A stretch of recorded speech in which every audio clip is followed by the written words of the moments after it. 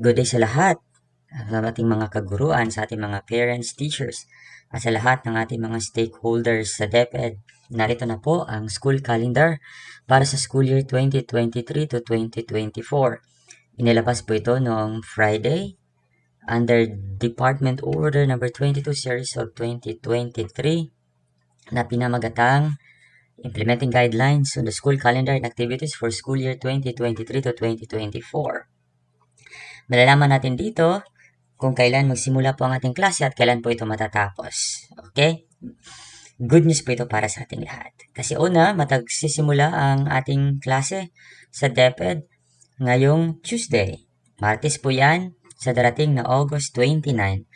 Bakit nga ba Tuesday? Kasi yung Monday po natin, that's August 28, National Heroes Day po yan. So, walang klase. So, we'll begin on Tuesday, August 29 at saka matatapos po Friday, June 14, 2024. So, that's the second week ng June. Okay?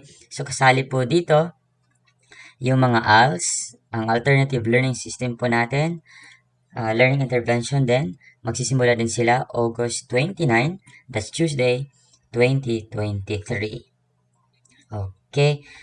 We have to take note na the order shall take effect upon its approval and issuance publication doon po sa DepEd website. Okay? So, ano po ba yung mga activity natin? Ano ba yung sinabi dito sa rationale ng ating school calendar? Again, this is for school year 2022 under DepEd MATATAG agenda. Okay, pare-pareho lang yan.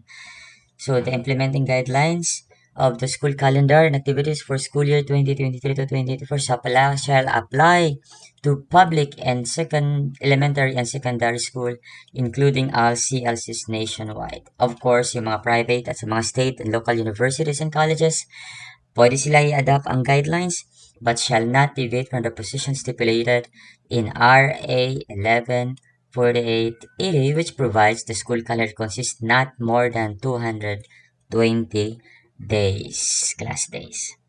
Okay? So, definition of terms dito, ADM, blended learning, brigade school. Kasi, yung blended learning ata is, magiging, official, institutionalized dito sa DepEd, yung mga blended learning delivery modality. Of course, Brigada Eskwela magsimula ngayong 14. Okay. Then, itong, of course, class days. Ang class days po natin is curricular lamang at co-curricular activities within or outside the school. Kaya wala po tayong mga extracurricular activities. Hindi kasali yan. So, CLC, para sa mga learning, alternative learning sa ALS natin. Itong co-curricular activities, lilinawan natin. These are voluntary and non-graded in and off-campus organized by DepEd to reinforce the curriculum delivery. So, hindi po yan graded. Ang curricular activities refers to opportunities and experiences undertaken by the learners in the classroom, laboratories, workshops, and homes, as well as school-based and out-of-school activities conducted to ensure learning's acquisition of the K-12 learning standards and 21st century skills. Ayan. Meron na tayong distance learning. Of course, yung end of school year rise na hanggang ngayon, August 6, nagpapatuloy pa rin yung mga national learning camps, enrichment, consolidation, at saka remedial classes. So, next school year, and yung mga end of school year rights activities po natin, kasali na po yung mga graduations, magsimula po yan June 14. Then, ito din yung extracurricular activities. It refers to voluntary din and not graded off-campus activities initiated by external stakeholders. Hindi po yan graded. Then, homeschooling program. Ano ba yung sinasabi sa homeschooling? Refer to alternative ADM, alternative delivery mode for public and private elementary and secondary schools where the learner's education is managed by parents or guardians. Okay? Of course, it happens at home. What is inset? Again, meron din tayong inset. Meron din tayong PTC. Parang mga PTA meeting ito. Opportunity for parents to bring legal guardians to discuss learners' activity. Okay. Progress social support holistic behavior in schools. Okay. So, the implementing guidelines of the school calendar for the school year. It's to assist schools and CLCs in planning for continuous improvement and management and operations related to the implementation of school activities and enhancement of teaching learning process. Okay. So once again, the general guidelines for our DepEd order shall formally start on August 29, Tuesday, and end on June 14, Friday. Okay, so tingnan natin ano ba yung mga importante pang mga nilalaman ng nasa DepEd order na to. So for private schools under the 44 series of 2022 shall remain in effect for school year. So ano ba yung for private schools na dapat lang tatandaan? 5 days in-person classes. Then for blended learning delivery modality, kapag may mag-blended sila, 3 days in-person classes, 2 days distance learning modality. Okay? Kapag blended learning. Then of course, meron din silang tinatawag na full distance learning. Okay? So, kapag ang schools, merong mga, I guess, suspension of classes. We'll read 11. Schools and CLC shall automatically implement blended learning modality in the event of the declaration of suspension or cancellation of in-person classes by authorized office, including LGUs, brought about by natural and human induced disasters or calamities, armed conflicts, emergencies, endanger the lives and the limbs of learners and teaching and non-teaching personnel and other disruption of classes. So, kapag merong suspension or cancellation of classes, automatic po na blended learning po lahat. So, ano ba dapat ang gagawin dito? Sinasabi dito para sa mga teachers. Teachers shall ensure that learners have access to the print and non-print self-learning modules and the home learning plan to guide them during class suspensions. So, automatic na siguro, no? Kapag may class suspension, automatic na blended learning para tuloy-tuloy yung delivery ng learning, no? You know, para counted as kasali yun sa school year na mga days. So, para sa cancellation and suspension of in-person classes, babalik po tayo sa DO37 series of 2022, otherwise known as the Guidelines of Cancellation, Suspension of Classes, and Work in Schools in the event of natural disaster, power outages, power interruptions, and other calamities shall apply. So, kapag may earthquake, may lindol, bagyo, power interruptions, pwede po mag-cancel, mag-suspend ng klase, pero automatic din sila na mag-blended learning. Okay, but we have on number 12, in the event of declaration of suspension or cancellation of in-person classes for 1 week, so para kapag 1 week, where learners temporarily stay kapag yung mga learners daw magstay sa evacuation centers, school heads shall ensure that teachers are assigned to provide learner instructional support which can be delivered through in any learning modalities. So, talagang dibdiba na to, ano? Kahit nasa evacuation center, dapat ang mga school head na mga teachers pa rin ay mag-provide ng mga learner instructional support para tuloy-tuloy ang tuloy-tuloy yung pag-aaral ng mga bata. Okay. Then, regarding naman sa national and local celebration and holidays, school and community learning centers shall observe national and local holidays declared by law. Okay? Next, preparation for the opening of classes. In preparation for the opening of classes, public schools, so lahat ng mga public schools natin, because I guess tomorrow, August 7, 14, 22, meron ng mga private schools na mag-open ng kanilang klase, ano? So, para naman sa mga public schools, magsisimula po tayo on August 29, that's Tuesday. So, magkaroon po tayo ng first early registration of learners.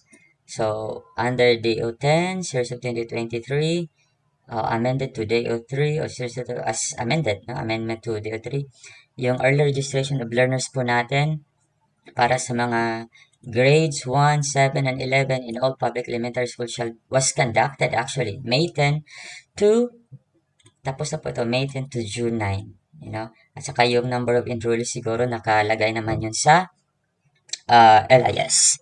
Okay? So, sinasabi dito na lahat ng grade 2, grade 2 to 6, 8, no, that is grade 2 to 5 siguro ito, hindi to 7 kasi. 6 pala. Yung mag-grade 2 to 6 incoming, grade 2 to 6, 8 to 10, and 12 are considered pre-registered. Automatic na po yan. And shall not be required to participate. Yeah, hindi naman pinasali talaga yan. So, para sa enrollment, yung schools at CLC shall facilitate the process of registering learners doon sa LIS, Learning Information System natin, the submission of the required documents. Balik tayo sa DO3, Series of 2018. Yung mga eligibility and documentary requirements in the registration, tagging, and enrolling, alam ng mga teachers ito sa mga LIS coordinators. So, yung enrollment po natin mag-start bukas, August 7, 2023, and shall end on August 26, 2023. So again, enrollment po magsimula bukas, August 7 at matapos August 26, 2023. Next, about Brigada Eskwela natin. Magsimula po yung Brigada Eskwela natin on August 14, matapos po yan August 19. Okay. Ang theme ng Brigada Eskwela is Bayanihan para sa matatag na paaralan. Alright. So, the National Kickoff Program for Brigada Eskwela, bukas din yan. Kasalan nila yan ang enrollment, August 7. That will be streamed live via DepEd Philippines official Facebook page. Then, para naman sa school at sa region, para sa kanilang kickoff ceremonies will be on August 8 to 11. Then, Plan Balik Eskwela shall be conducted also from August 14 to August 26. Kasali din sa Brigada Eskwela ito. Next is, dito na tayo sa classroom-based and system assessment. So, again, yung guidelines po natin is DO 55, Series of 2016, Policy Guidelines on the National Assessment of Student Learning in the K-12 Basic Education Program. Kasali pa rin ang ELNA. Shall be yung ELNA, Early Language, Literacy, and Numeracy Assessment, shall be administered at the end of grade 3 as the case stage assessment to determine if learners are meeting with the learning standards in the early language literacy and numeracy. Then, ELNA also shall be administered to grade 4 learners 3 weeks after the first day of classes. So, yung mag-ELNA yung grade 4 on September. The National Achievement Test or NAT shall be administered to grade 6, grade 10, and grade 12. Okay, yung NAT natin to assess the 21st century skills, problem solving, information literacy, critical thinking. Okay, lahat na yan. Kung sila ba ay if the learners have met the learning standards in the respective case stages. Okay? So, NAT grade 6 and 10 shall be administered to grade 7 and grade 11 learners 3 weeks after the first day of classes. September ito. Again, NAT of grade 6 and 10 shall be administered to grade 7 and 11 learners 3 weeks ngayong September to. Then the knot of grade 12 shall be administered on the third week of the second semester.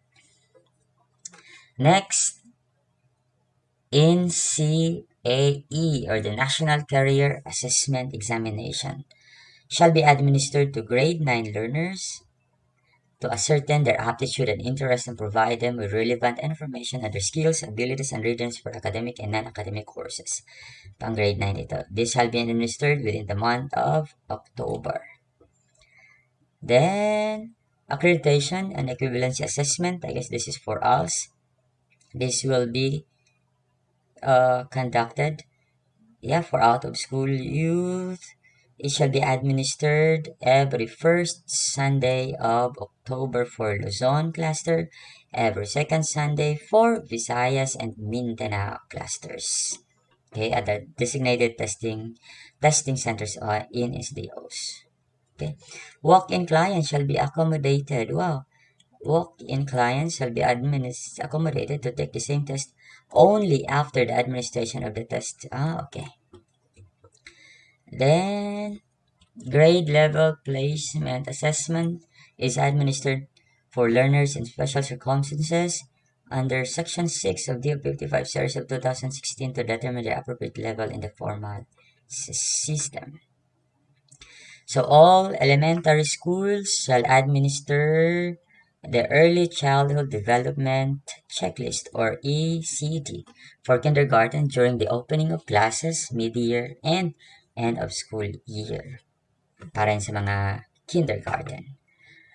Then, as provided in DepEd Order Number 14, Series of 2018 on the guidelines on the administration of the revised Philippine Informal Reading Intervention, or PhilERI, the PhilERI Group Screening Test, that's GST for Filipino, grades 3 to 6, and for English, grades 4 to 6, shall be conducted within the first or second month of the school year, while the individualized PhilERI assessment shall be completed within a month after the GST has been administered. So, attention, yung mga PhilERI coordinators ng eskwelahan. So, the GST and individualized assessment post-test shall be administered at least within a month or two before the end of the school year. The results of the PhilERI shall provide feedback data to classroom teachers as basis for designing and delivering appropriate reading intervention for learners. Then, the multi-factored assessment tool shall be administered to grade 1 a month after the opening of classes, as provided in DO 29 Series of 2018 on the policy of the implementation of the multi-factored assessment tool. The results shall be the basis for instructional planning and formulating appropriate intervention strategies for learners who exhibit developmental advancement, delays, and manifestations of learning disabilities. Then, proceed po tayo sa career guidance activities. Career guidance activities shall be conducted, within the first or second quarter of the school to assist the junior high school. So, career guidance po tayo, ha? Junior high school learners in making informed decisions on the preferred senior high school track, as well as support the senior high school learners in pursuing their subsequent curriculum exits. So, ano ba yung mga curriculum exits ng mga senior high school natin? Academic track, TVL, textbook and livelihood track, arts and design, then sports. Okay. Then, General Assembly and PTA conferences. Schools, this is DepEd Order 22. Schools shall hold General Assembly with stakeholders at the beginning of the school year to orient stakeholders on DepEd's vision, mission, core values, and curriculum and ancillary services that supports learners' development. So, at the beginning of the school year, dapat magkaroon po tayo ng General Assembly. Public schools shall conduct General Assembly at the start sa simula ng school year, midway of the school year, and end of the school year. So, meron dapat tatlo. to present the school report cards and consult stakeholders. Yan naman talagang ginagawa pa. Then, parents-teacher conferences para sa mga class advisors ito shall be conducted to distribute report cards, appraise teachers, legal guardians about their children learning progress and performance. Gagawin pa rin yan, and promote parental involvement in school activities.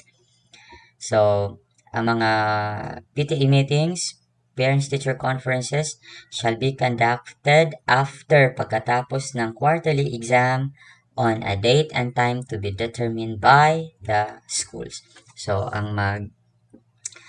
mag-schedule para sa PTA, homeroom PTA meetings, yun ang school ang bahala doon.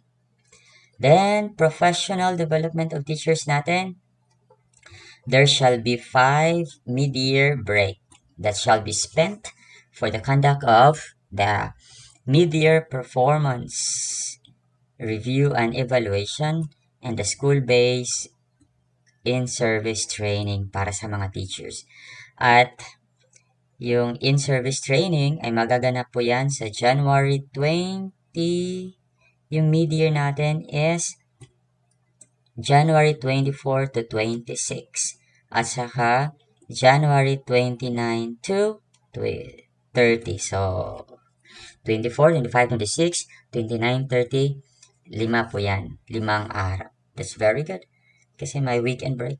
The first two days shall be spent para sa mid-year break, para sa EMPRE, shall be spent evaluating schools' progress and implementing the educational programs, projects, and activities, as well as reviewing the performance of teachers and the school staff to others concerned through cooperative effort. Then the last 3 days shall be devoted to the conduct of the school-based inset activities for teachers and preparation for instructional materials. The NAEP, the National Educators Academy of the Philippines, shall issue a policy that will guide the conduct of inset. Oh, that's very good for NAEP.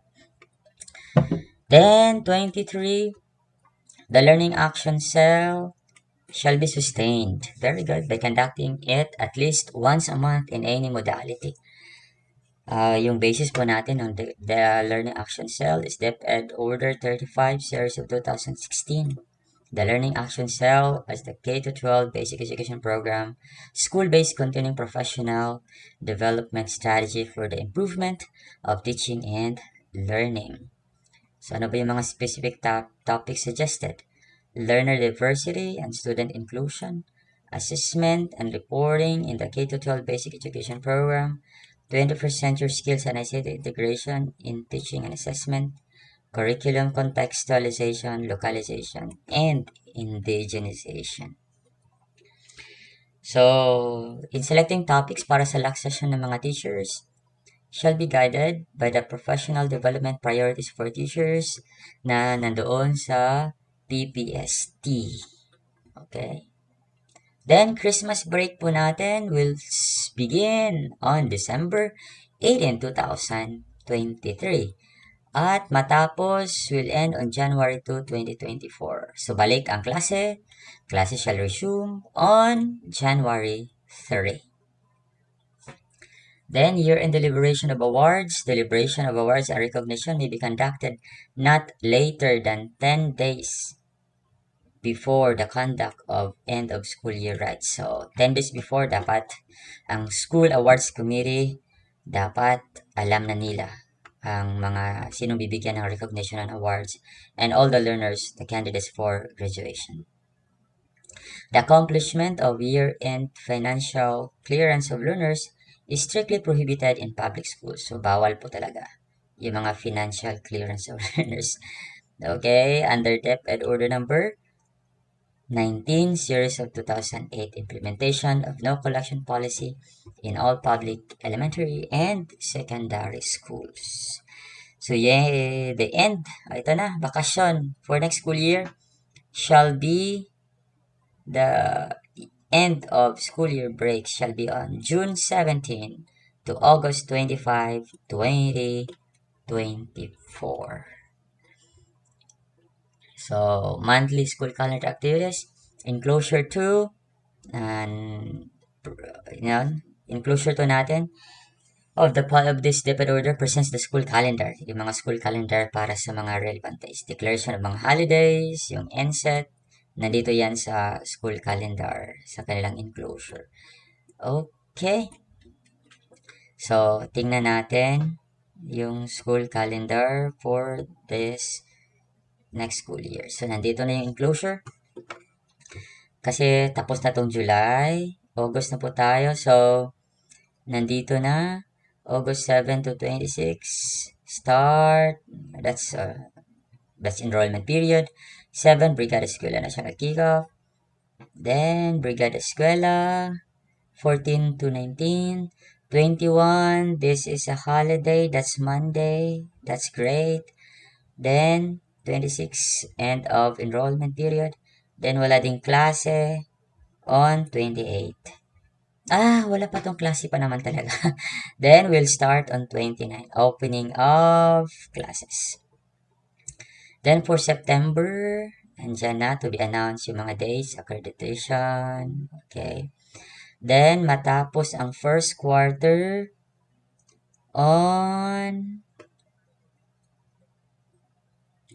Yung exam is, first quarter examination will be on October 26 to 27, Thursday and Friday.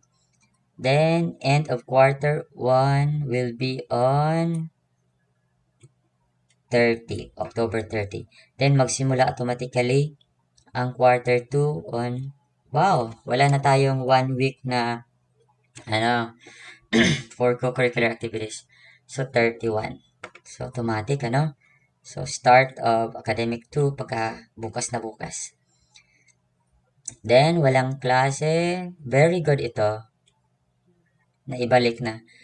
All Saints Day at saka All Souls Day. Wala pong klase. That's Wednesday and Thursday.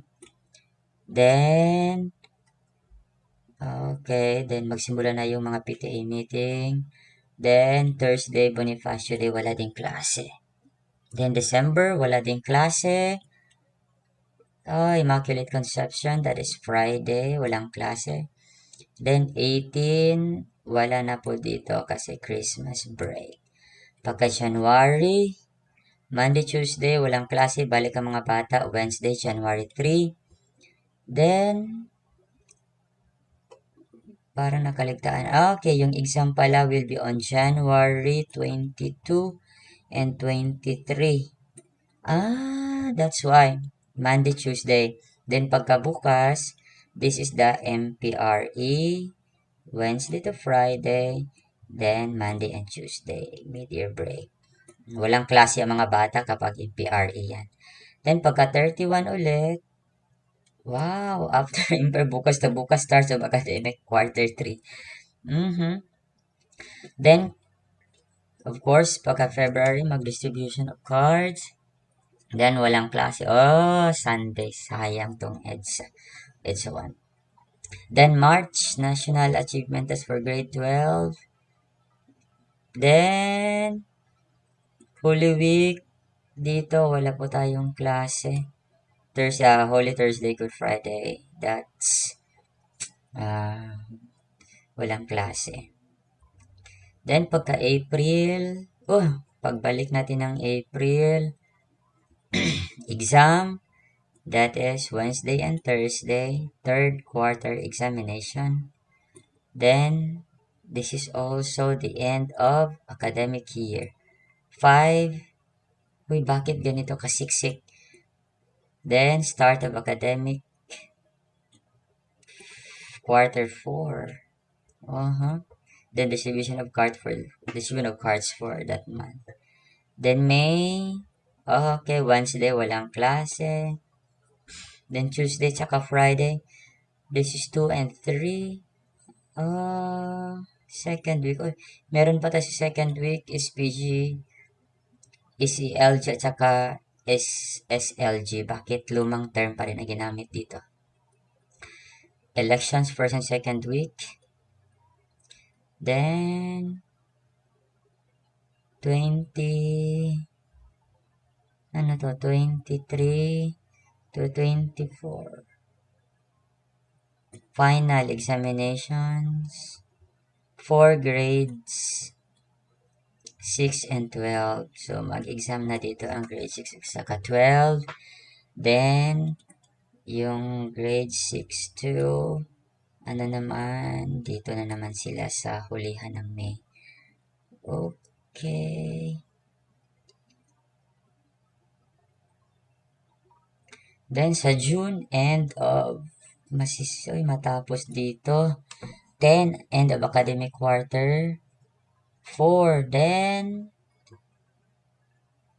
okay na yan. Then, 11, 13, and 14, that is end of school year rights. Wow! Dito na yung mga graduation. Dapat patapos ang graduation dito.